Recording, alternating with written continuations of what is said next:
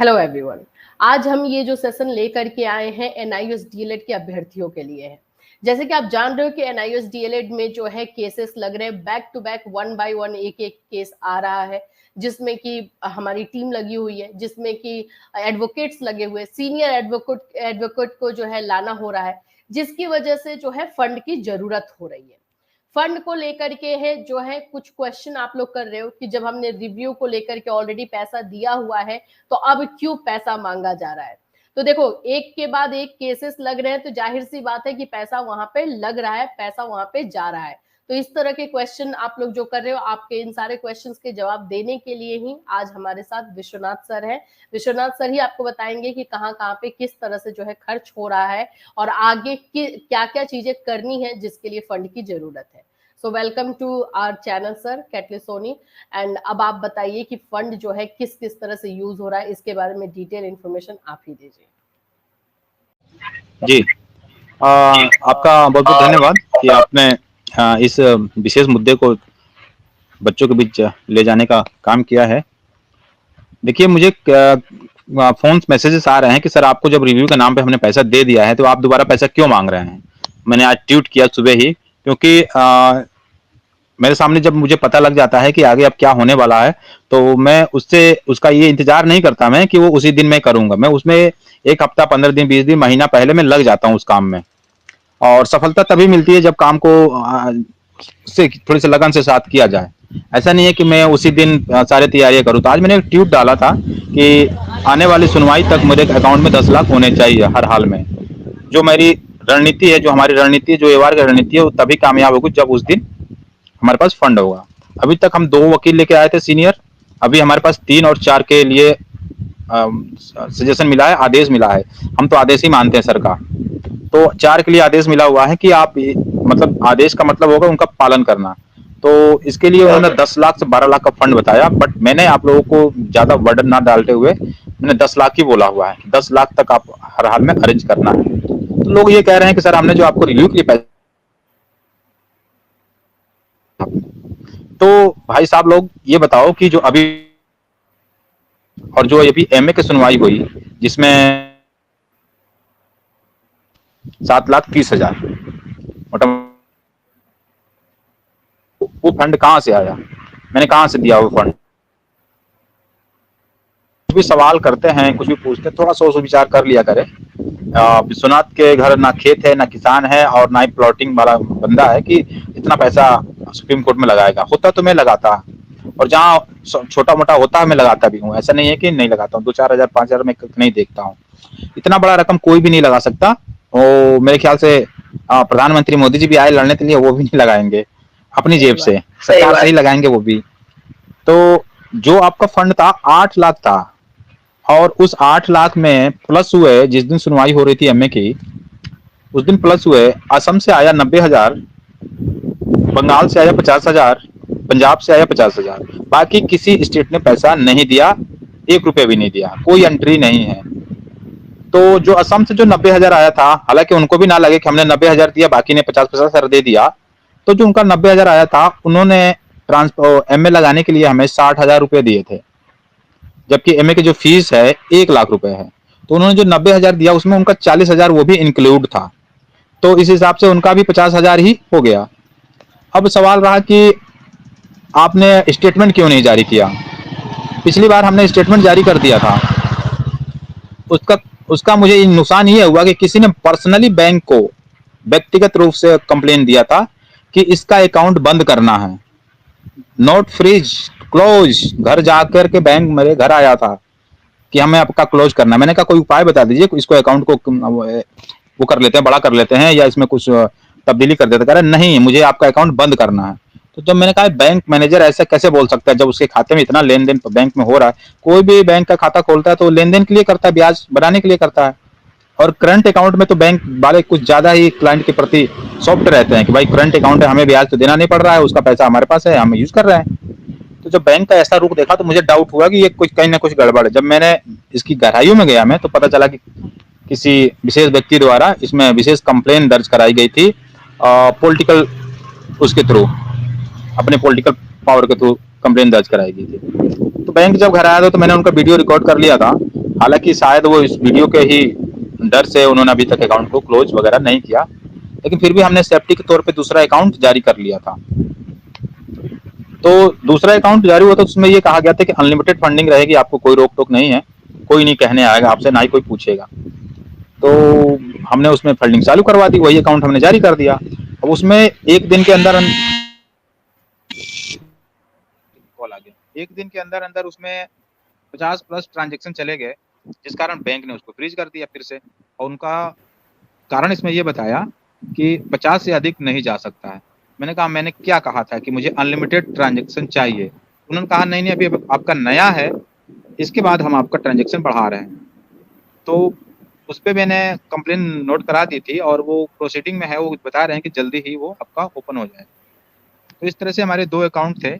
एक अकाउंट का 196 पेज का स्टेटमेंट मैडम मैंने आपको दे दिया है, आप चाहें तो 1 बाय 1 डिस्प्ले चला दीजिएगा। थोड़ा सा मेरी सिक्योरिटी का ध्यान रखिएगा कि कल के दिन मतलब उसमें कोई वो नहीं दिखना चाहिए कि कौन से बैंक का है। हालांकि आप कहेंगे तो मुझे लगता है कि आपकी बातों पर लोगों को भरोसा होगा कि हाँ मैंने आपको 196 पेज का स्टेटमेंट भेजा है।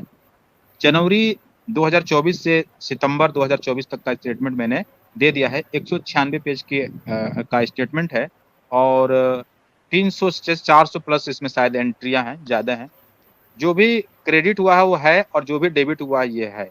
तो आप डेबिट दिखाएंगे तो ज़्यादा बेटर रहेगा, क्रेडिट दिखाएंगे तो आपको भी दिक्कत हो जाएगी कि आप कितने सारे क्रेडिट दिखाएंगे। तो जितना है वो डेबिट दिखा दीजिएगा और डेबिट हुआ कहाँ है वो भी बता दीजिएगा। गुजारिश करूंगा कि वो जो उसमें जीएसटी वगैरह पता नहीं क्या क्या काट रखा है इन्होंने, वो भी दिखा दीजिएगा। करीब 250-300 रुपये ऐसे भी कटे हुए हैं उसमें। तो आप लोग मैं फिर कह रहा हूँ, आप लोग तो मुझे लग रहा है कि मेरा सीना एकदम फड़वा के ही मानेंगे कि बस खोल के दिखाओ कि आप सही हो कि गलत हो। इतना कुछ होने के बाद भी आप मेरे से सवाल कर रहे हैं कि स्टेटमेंट दीजिए, तो मैं स्टेटमेंट यहाँ चलवा रहा हूँ। और इसके अतिरिक्त मैं अब शायद इससे आगे कुछ अपनी पारदर्शिता के बारे में नहीं कह पाऊँगा।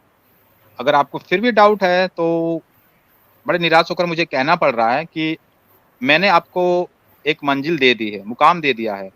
सुप्रीम कोर्ट में आपको एंट्री चाहिए थी, मैंने दे दिया है। आपको अंतरिम राहत चाहिए थी, मैंने अंतरिम राहत के लिए नोटिस भी करवा दिया है और अगली हियरिंग पे मैं अंतरिम रिलीफ दे भी दूंगा, दिलवा भी दूंगा। मैं क्या दूंगा, मंदिर सर देंगे। अगर आपको लगता है कि विश्वनाथ पैसा खा रहा है या कहीं ना कहीं कुछ कर रहा है, तो आप अपने एमए को अपने स्तर से डील कर सकते हैं। खुद ही आप वकील से बात कीजिए, खुद ही वकील को पेमेंट कीजिए। आप उसमें कपिल सिब्बल लाइए या आप खुद जाके आर्गूमेंट कीजिए, वो उसमें मेरा कोई नहीं रहेगा, रोक टोक नहीं रहेगा। जो मेरे में विश्वास रखते हैं उनको मेरे जो भी निर्देश हैं या जो भी आदेश हैं या जो भी सुझाव है उसका पालन करना होगा। ये मैं अपनी तरफ से नहीं बोल रहा हूँ, ये एवार के बिहाफ पे बोल रहा हूँ और यह मेरी मजबूरी है कि जो है वो आपको ज़रूर बताना है। तो 10 लाख का जो एस्टिमेट है मुझे नहीं लगता है कि आप 1-2 दिन में पूरा कर पाएँगे। इसीलिए मैंने आपको 1 महीने यानी कि 4 सप्ताह का टाइम दिया है। साप्ताहिक अपडेट इसलिए माँगा है कि लोग कह देते हैं हाँ, ठीक है हम कर देंगे, लेकिन जब डेट आ जाती है ना तो उस दिन लोग नहीं देते हैं। जब साप्ताहिक फ़ी मेरे पास आती रहेगी तो मुझे भी लगेगा कि हाँ, मेरे अकाउंट में इतना पैसा है, तो मेरे अंदर भी जो कॉन्फिडेंस है वो डबल होगा ना, फिर मैं उसी जोश से काम करूँगा। अगर मेरे अकाउंट में पैसा ही नहीं रहेगा तो मैं कुछ करूँगा भी, करने के लिए सोचूँगा भी तो शायद मेरा मन रोक देगा मुझे। तो बस यही है, इसीलिए मैं आज आपके चैनल पे आया था। आपको स्टेटमेंट दे दिया है आईसीआईसी बैंक का, उसको डिस्प्ले कर दीजिएगा। हालाँकि आप बता रही हैं कि आपके कुछ रूल्स एंड रेगुलेशन हैं यूट्यूब के, जिस कारण से आप उसको चला नहीं सकते हैं। तो इसके अतिरिक्त मैं किसी और अन्य चैनल पे नहीं देने जा रहा हूँ। सभी जिनको भी देखना है यहाँ पर आकर के देख लें, क्योंकि हर किसी को स्टेटमेंट देना थोड़ा-सा मुझे लगता है कि ठीक नहीं रहेगा, सिक्योरिटी के पर्पज़ से। बाकी उसमें कोई फ्रॉड, कोई चोरी, कोई ऐसा कुछ हुआ नहीं है और इसके लिए मैं आप लोगों को सिर्फ़ कह सकता हूँ, विश्वास करना ना करना आप लोगों का काम है। जी मैडम।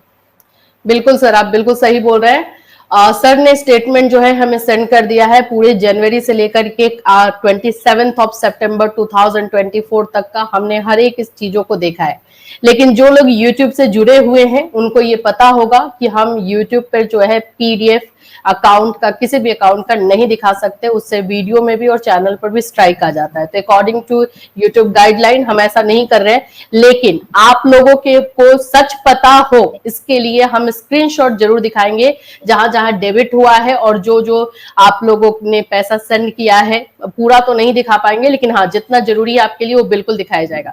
दूसरी चीज देखिए, सबसे पहली बात है कि जिसमें सच्चाई होती है ना, वो लोग जो है आपसे बात ही नहीं करे, मतलब आपको ये नहीं बोलेंगे कि ठीक है चलो आओ यहाँ पर बैठो और चलो, जो बोलते ना बटरिंग करना, सुगर कोटिंग करना, मीठा मीठा बोलना, वो नहीं बोलते हैं, क्योंकि उनको पता है कि मेरे में कुछ गलत नहीं है तो मैं सुगर कोटिंग क्यों करूं।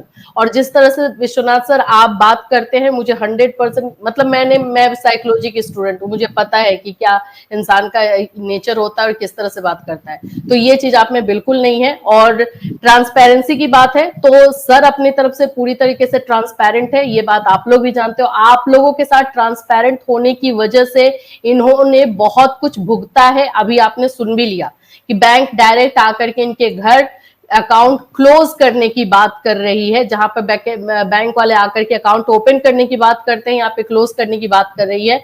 और बहुत सारे इसमें पॉलिटिक्स भी इंक्लूड है, ये बात आप लोग भी जानते हो, इस पर हमें जाने की जरूरत नहीं है। इनका ये बड़प्पन है कि आकर के आपको क्लैरिटी इतना दे रहे हैं क्योंकि आपका भला चाह रहे हैं, आप लोग डाइवर्ट ना हो किसी दूसरे के कहने पर, अपने लक्ष्य से ना भटको, इसलिए किया जा रहा है। और इसलिए हम भी आए, आपको पता है कि हमारा चैनल हर किसी के लिए नहीं खुला रहता है कि आ जाए और आकर के अपना बात बोल दे। जहां पे हमें सच्चाई दिखती है, जहां पे हमें सही लग रहा है, जेन्युइनिटी है, वहां पे हमारे, तो इसलिए ये स्टेटमेंट हमारे पास पूरा है, हमने पूरी तरीके से स्टेटमेंट को देखा है। और कुछ जो सीक्रेसी होनी चाहिए, जैसे अकाउंट नंबर है, ये सब हम हाइड करेंगे, बिल्कुल करेंगे, एंड देन आपके साथ हम इसको जो है शेयर करेंगे। अब इतना करने के बाद भी अगर आप लोग ट्रस्ट नहीं कर रहे हो तो फिर तो राम राम है, क्योंकि एनआईओएस डीएलएड का अगर भला चाहते हैं तो आपको इस जगह पे आना पड़ेगा, यहां से ही आपका भला हो रहा है। अभी तक आपने देखा है, आप सब एक साथ मिलकर के यही बोलते थे मैम अंतरिम राहत के बारे में बात कीजिए कि इंटरिम रिलीफ दिलवा दिया जाए, अब उसी कगार पर आप हैं। और आज अगर 10 लोगों के बोलने के बाद आप लोग ये बोल रहे हैं कि मेरा पैसा कहाँ गया, ये कहाँ गया, उस इंसान का मेहनत नहीं लग रहा है क्या? वो अपना पूरा 24 आवर्स आप लोगों के लिए दे रहा है, आप उनको सैलरी दे रहे हो। आज मैं अगर अपना 24 आवर्स आप लोगों के लिए देती हूँ तो आपसे मैं सैलरी लूंगी, लेकिन वो तो नहीं ले रहे। बस यही है कि आपका पैसा लेकर के उसको सही जगह पर अपने दिमाग के साथ यूज करना, लेकिन मिल कुछ नहीं रहा। बस यही है, एनआईओएस डीएलएड के लिए फाइट किया जा रहा है कि सही जगह पर उसको इंसाफ मिले, एनआईओएस डीएलएड के अभ्यर्थियों को इंसाफ मिले। तो बस ये हमारा, ये मैं भी यही बोलूंगी, फर्स्ट एंड लास्ट क्लियरेंस रहेगा, क्योंकि हम भी इस सब चीजों में ज्यादा पढ़ना नहीं चाहते और ना ही आते, लेकिन आप लोगों के भले की बात थी, सर की ऑनेस्टी की बात थी, इसलिए हम लोग यहाँ पर आकर के आपको ये क्लैरिटी दे रहे हैं। फर्स्ट एंड लास्ट टाइम ये क्लैरिटी होगी, विश्वास आप। Thank you so much sir. हम इसको जो है थोड़ा सा आपके स्क्रीनशॉट को लेकर के और सारी चीजों को लगाएंगे और अच्छे से इसको चला देंगे। Thank you sir.